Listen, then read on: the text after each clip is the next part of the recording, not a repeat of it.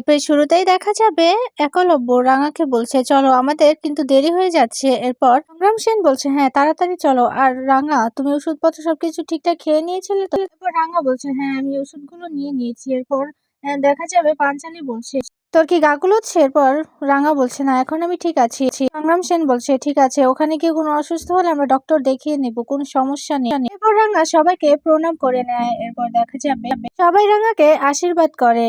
রাঙা সবার কাছ থেকে বিদায় নিচ্ছে। এরপর সব্যর কাছে গিয়ে আশীর্বাদ নিতে গেলে সব্য আশীর্বাদ করে দেয়।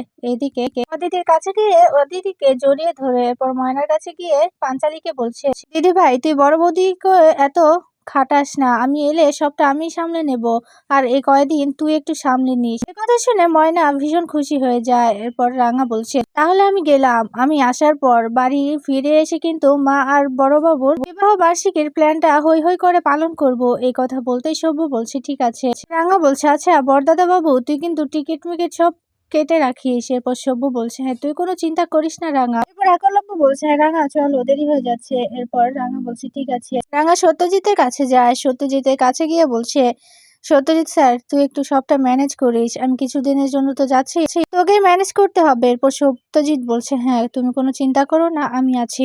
আর শোনো, ওইদিকে গিয়ে আমাকে সব খবর দেবে, প্লেনের ভেতর কোনো সমস্যা হচ্ছে কিনা সব নিউজ আমাকে দেবে। এদিকে বৃন্দা দাঁড়িয়ে মনে মনে বলছে, রাঙা তুই তো চলে যাচ্ছিস কিছুদিনের জন্য, এই কিছুদিনের মধ্যে আমাকে ওই হোমের ব্যাপারটা একদম ক্লিয়ার করতে হবে, আমাকে ভালোভাবে বুঝতে হবে হোমে কি হচ্ছে, ওই মেয়েটাকে। তুই যা রাঙা, তুই যা।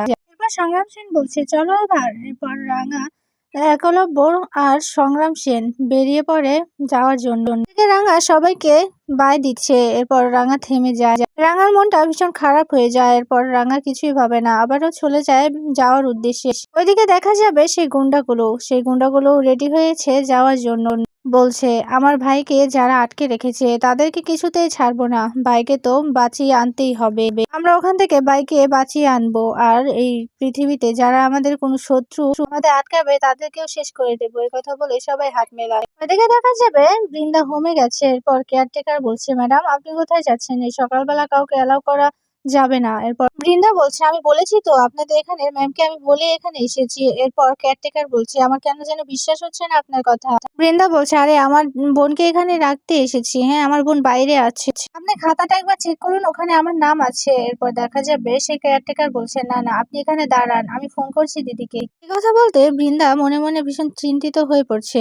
খাতায় নামটা দেখে বৃন্দাকে বলছে, ঠিক আছে ম্যাডাম। এরপর বৃন্দা চলে যায় রাঙার মতো দেখতে মেয়েটাকে যেখানে রেখেছে সেখানে। এদিকে রাঙার মতো দেখতে মেয়েটা দেখে ফেলেছে বৃন্দাকে আসতে দেখে ও তো ভীষণ ভয় পেয়ে যায়। বলছে, এ কি, এই মহিলাটা আবার এখানে কি করছে?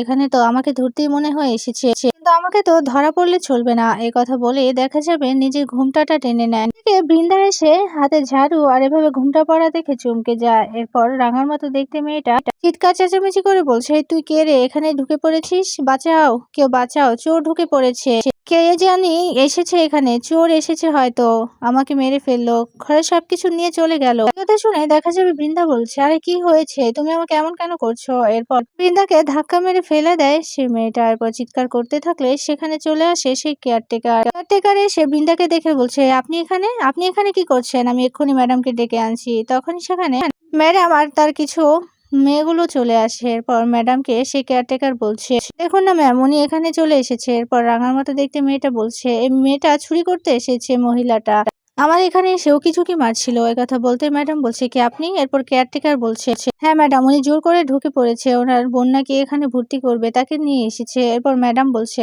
কি আমি আপনাকে বলে দিয়েছি না, আমি তো আপনাকে দেখিয়ে দিয়েছি যে আমার কোয়ার্টার কোন দিকে, আপনি এখানে কেন এসেছেন, এদের ঘরে কেন ঢুকেছে?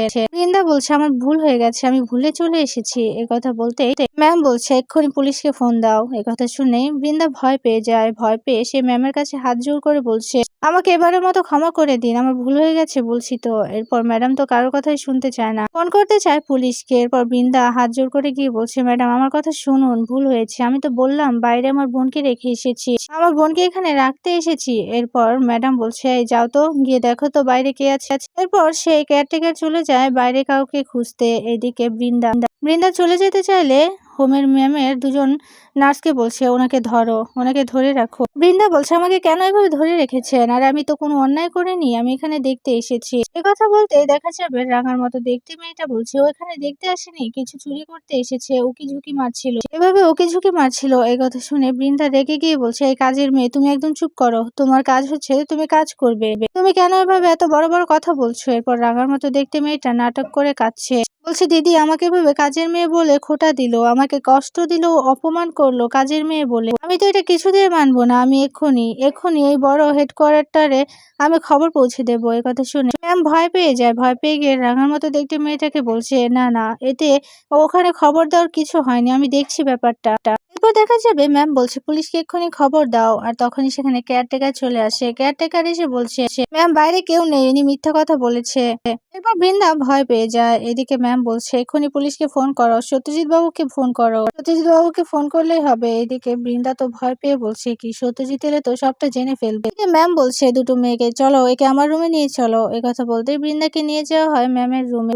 স্বস্তির নিঃশ্বাস ফেলে রাঙার মতো দেখতে মেয়েটা। ওইদিকে দেখা যাবে এয়ারপোর্টে চলে যায় রাঙা, একলব্য আর সংগ্রাম সেন গিয়ে সব ফর্মালিটিস পূরণ করে নেয় আর নিজেরা সাইন করে দেয় সেখানে। এরপর তারা চলে যায় আর তখনই তার পিছু পিছু চলে আসে সেই গুন্ডাগুলো এসেও ফর্মালিটিস পূরণ করে দেয়। ওইদিকে দেখা যাবে বৃন্দা বসে আছে ম্যামের রুমে। এরপর ম্যামকে বলছে আপনি কেন বুঝতে চাইছেন না, আমি এখানে কোনো উদ্দেশ্য নিয়ে আসিনি, আমি শুধু দেখতে এসেছি। তখনই সেখানে সত্যজিৎ চলে আসে, সত্যজিৎ এসে দাঁড়িয়ে আছে। এরপর দেখা যাবে ম্যাম বলছে এই যে সত্যজিৎ স্যার আপনি চলে এসেছেন, এই দেখুন ইনি বলছে ইনি নাকি আপনাকে চেনে, আপনার পরিচিত বলছে, ইনি এখানে এসে প্রত্যেকটা ওয়ার্ড ঘুরে ঘুরে দেখছিল, ওই দিনে এসেছিল, ওনাকে আমি বারণ করেছি কিন্তু উনি শুনেনি। এই কথা বলতে বৃন্দা সত্যজিতের কাছে যায়, সত্যজিতের কাছে গিয়ে বলছে সত্যজিৎ তুমি এসেছো, দেখো না আমি এখানে এসেছি ঘুরতে আর এই মানুষদের একটু সাহায্য করতে এসেছি, কিন্তু ওনারা তো আমার কোনো কথাই বিশ্বাস করছে না, তোমরা যে আমার আত্মীয় সেটাও বিশ্বাস করছে না,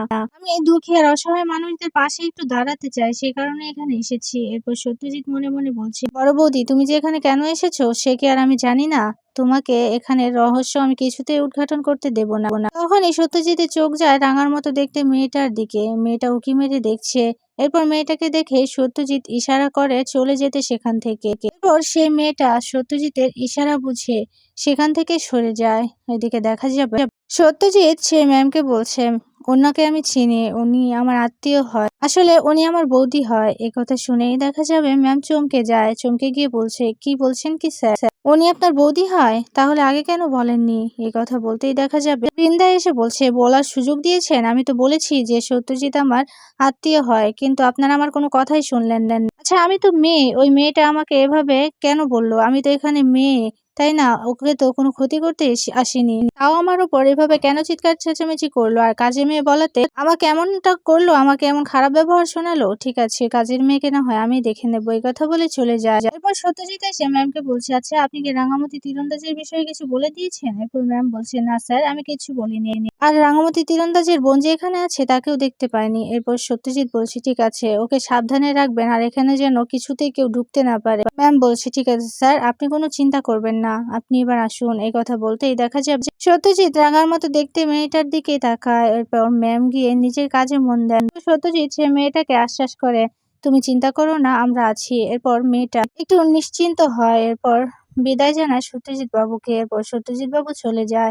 ওইদিকে দেখা যাবে প্লেনের ভেতর উঠে বসে আছে রাঙা আর সংগ্রাম সেন। রাঙা আশেপাশে তাকিয়ে দেখছে, সংগ্রাম সেনও তাকে সবটা দেখিয়ে দিচ্ছে। ওইদিকে তার পাশে ছিটে বসেছিল সেই গুন্ডাগুলো। ওইদিকে দেখা যাবে বৃন্দা বাড়ি পৌঁছে গেছে। সভ্য গিয়ে বৃন্দাকে বলছে তুমি কেন ওই হোমে গিয়েছিলে, কেন তুমি কি সব কাজ বাজ বাদ দিয়ে গোয়েন্দাগিরি করছো, কার জন্য ওখানে গেছে বলো। এরপর দেখা যাবে পাঞ্চালি বলছে হ্যাঁ সে, আমরা ভেবেছিলাম রাঙা চলে গেছে, রাঙা খেলতে গেছে, আমরা একটু ওই দিকটায় মনোযোগ দিব, কিন্তু না এনার তো কুটকাচালি করতেই হবে। এরপর অঙ্কুর বলছে আচ্ছা তোমরা একটু থামো, আর বড়দা এমন করো না বৌদির সাথে। এরপর প্রমিতা বলছে না না ওকে তো জিজ্ঞাসাবাদ করতেই হবে, কেন গিয়েছিল সেই হোমে। আর বৃন্দা তুমি কেন গিয়েছিলে, তোমাকে কেউ সুপারি দিয়েছে ওখানে গিয়ে খোঁজ খবর আনতে, তোমাকে গোয়েন্দাগিরি করতে, তোমাকে কোনো প্রমাণ বের করতে বলেছে। এরপর বৃন্দা বলছে আরে না আপনারা যে কি বলেন না, আমি সেখানে এমনিতেই গিয়েছিলাম, আমি এমনিতেই ঘুরতে যেতে পারি না। এরপর সভ্য বলছে না না তুমি এমনিতে ঘুরতে যাওয়ার মতো মেয়ে না, এর পেছনে নিশ্চয় বড়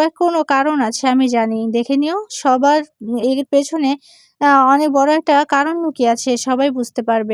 না, না, এটা তো হতে দিতে পারি না। বৃন্দা, এখনো সময় আছে। সত্যি করে বলো, ওখানে কেন গিয়েছিলে তুমি? কার সর্বনাশ করতে গিয়েছিলে বলো? এরপর নবারুণ বলছে, আহা তুই একটু থাম না সভ্য, তুই একটু থাম। বলছিল তো ওখানে এমনি গিয়েছিল। এরপর সভ্য নবারুণকে গিয়ে বলছে, না বাবা তুমি বুঝতে পারছো না, এই মেয়ে যেখানে যায় সেখানে একদম কুরুক্ষেত্র বাজিয়ে আসে। এবার সার্থকী রেগে গিয়ে বলছে, আচ্ছা বড়দা, তোর না সবকিছুতে এভাবে বাড়াবাড়ি না করলেই নয়, তাই না? উনি গিয়েছে হোমে, তাতে কি এমন হয়েছে? এত বাড়াবাড়ি তোরা কেন করছিস? এরপর বৃন্দা বলছে, হ্যাঁ দেখো না এই সভ্যটা কেমন করছে। শোনো সভ্য, তোমার কপাল ভালো আমি আগের বৃন্দা নেই, আমি এখন চেঞ্জ হয়ে গিয়েছি, না হলে তোমার দাড়ি ধরে টানতাম। তোমাকে যে কি করতাম সেটা তুমি বুঝতেও পারছো না। শোনো, আমি কি এভাবে যেতে পারি না কোথাও? আমি আলবাত যেতে পারি। এই কথা বলছে বৃন্দা। ওইদিকে দেখা যাবে সেই মেয়েটার হাতে ব্যাগটা নিয়ে এসে গুন্ডাকে বলছে, স্যার আপনি আপনার ব্যাগটা ফেলে এসেছিলেন। এরপর হাসি দিয়ে সেই মেয়েটার থেকে ব্যাগটা নিয়ে নেয় গুন্ডাটা। তারপর সেই মেয়েটা চলে যায়। এদিকে রাঙা ব্যাগটার দিকে তাকিয়ে একটু সন্দেহ করে। সেই ব্যাগটা অদ্ভুত ধরনের, একটা লোগো দেওয়া আছে, সেটার দিকে তাকিয়ে থাকে রাঙা। ওইদিকে দেখা যাবে নবারুণ বলছে, আচ্ছা এবার এসব বাদ দে না। আর বড় বৌমা তুমি কোথায় গিয়েছিলে বলো? এরপর শুভ বলছে, কোথায় আর যাবে, কারোর ক্ষতি নিশ্চয়ই করতে গিয়েছে। এখন তো রাঙার ক্ষতি করতে পারছে না, তাই হয়তো কারোর ক্ষতি করতে যাচ্ছে। একথা বলতে বৃন্দা রেগে গিয়ে সভ্যকে বলছে, তোমাকে না আমি খুন করে ফেলবো। এদিকে দেখা যাবে অঙ্কুর বলছে, আচ্ছা এখন এসব থামাও। এরপর দেখা যাবে অদিতিও বলছে, আচ্ছা বড়দা ভাই তুই একটু থাম না, এবার অনেক হয়েছে তো। এরপর সভ্য তো কারোর কোনো কথাই শুনছে না, বলছে একে তো আমার মনে হচ্ছে একে আমি আবারও জেলের মধ্যে ঢুকিয়ে দেই। সত্যজিৎ যে কেন ওকে নিয়ে এলো বাড়িতে। এরপর সার্থকী বলছে, তুই এবার থামবি? এখন না অনেক কিছু হয়ে যাবে বলে দিলাম। বড় বৌদি যেতেই পারে, তুই ওর পেছনে কেন গোয়েন্দাগিরি করবি? তুমি কি যেতে পারে না? ও যেতেই পারে। এরপর দেখা যাবে বৃন্দা বলছে, হ্যাঁ আমি তো হোমে যেতেই পারি, তাতে কি এমন হয়েছে? এর কথা বলতে প্রমিতা বলছে, তুমি তো এমনি এমনি যাওয়ার মেয়ে নও বৃন্দা, তুমি কেন গিয়েছিলে আমাদের সত্যিটা বলো, কেন গিয়েছিলে বলো? এরপর বৃন্দা বলছে, কেন মা আমি যেতে পারি না? আপনি তো বাড়ির সবাইকে না জানিয়ে কত কাজই করছেন, কই বাড়ির কাউকে তো কিছু বলেননি, তাহলে আমাকে কেন এভাবে জিজ্ঞাসাবাদ করছে? আমাকেও কেউ কিছু জিজ্ঞাসাবাদ করবেন না বলে দিলাম। এই কথা বলে বৃন্দা চলে যায়। এদিকে দেখা যাবে পাঞ্চালি বলছে, কোথায় রাঙা খেলতে গেছে, আমরা এখন রাঙাকে নিয়ে চিন্তা করব না। এই সাতচুন্নির শুরু হয়ে গেল। তখনই সেখানে চলে আসে সত্যজিৎকে দেখে দেখা যাবে সবাই একটু আশ্বাস পায়। এরপর সত্যজিৎ নবারুণকে এসে বলছে, মামু রাঙারা আর 4 ঘন্টার মধ্যেই পৌঁছে যাবে সেখানে। এই কথা বলে দেখা যাবে প্রমিতার কাছে যায় সত্যজিৎ। এরপর প্রমিতা সত্যজিৎকে বলছে, বৃন্দা কিন্তু অনেক বাড়াবাড়ি করছে, এখন কিন্তু ব্লক করতে হবে ওকে। এই কথা বলতেই সত্যজিৎ বলছে, হ্যাঁ মামি তুমি কোনো চিন্তা করো না, ওই মেয়েটাকে কিছুতেই বড় বৌদি খুঁজে বের করতে পারবে না। বড় বৌদি কিন্তু জেনে গেছে সেই মেয়েটার ব্যাপারে, কিন্তু ওকে সরাসরি দেখতে পায়নি, তবে আমি ওখান থেকে ওকে সরিয়ে ফেলবো। এরপর প্রমিতা বলছে, হ্যাঁ সত্যজিৎ তাই করো, রাঙা তো ওখানে গেছে। একথা বলতেই দেখা যাবে সত্যজিৎ বলছে, মামি আমি সবটা রাঙাকে বুঝিয়ে দিয়েছি, ওই ফ্লাইটে যদি কোনো সমস্যা হয় আমাকে জানাতে। প্রমিতা বলছে, হ্যাঁ ফ্লাইট থেকে নামলেই রাঙা যখন দেশে ফিরে যাবে কোনো সমস্যা হবে না, ও সবটা ঠিক করে নেবে, সবটা সামলে নেবে। আমার লড়াকু মেয়েটা সবকিছু সামলে নেবে, আমি জানি, আমার বিশ্বাস আছে রাঙার উপর, কারোর কোনো ক্ষতি ও হতে দেবে না। এই কথাই বলছে প্রমিতা।